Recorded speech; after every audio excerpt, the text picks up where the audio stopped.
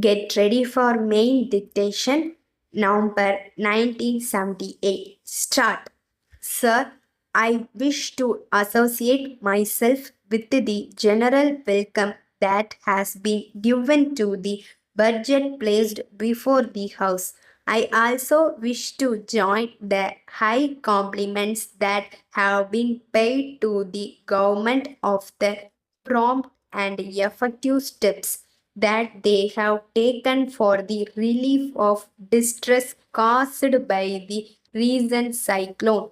Before dealing with the budget, I should like to pay my warmest tributes for the manner in which the government tackled the flood situation and the cyclone havoc in some of the districts in the state. I wish to congratulate the Chief Minister, the Minister for Public Works, and others who promptly rushed to the affected areas and took effective measures within a short space of time.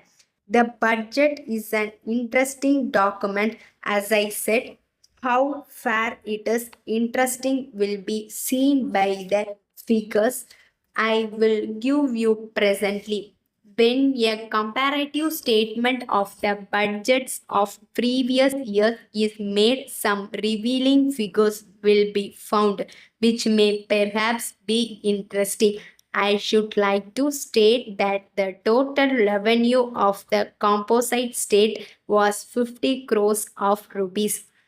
Even after separation, during the course of 10 years, the revenue for this state has increased to about 60 crores of rupees.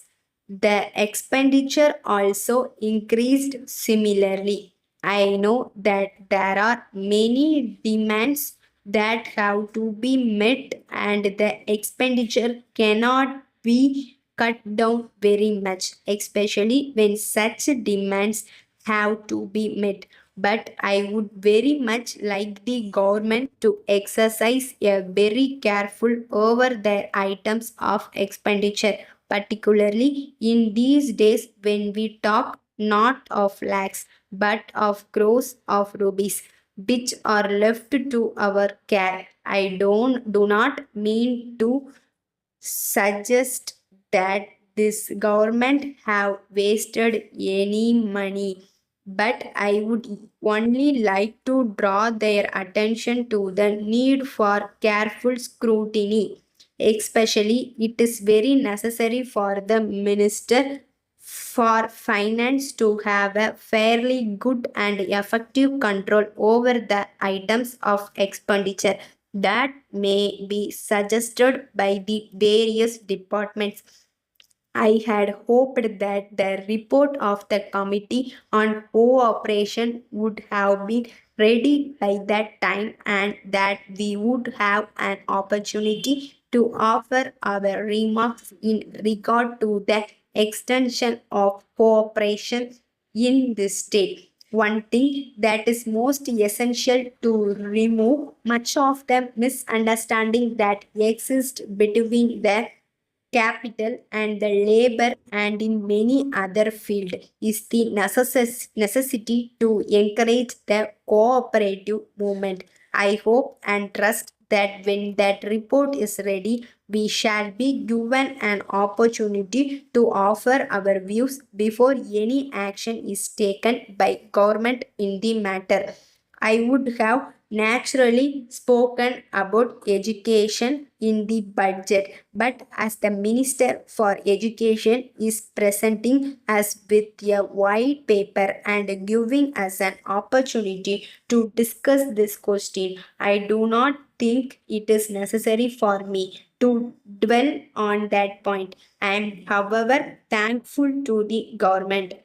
Letter from James and Company, 10 Race Course Road, Coimbatore to Raj Brothers, Bangalore. Dear Sirs, we are in receipt of your letter dated 5th September 1977, requesting to be appointed as our sole agents for distribution of cycle tires and tubes manufactured by us.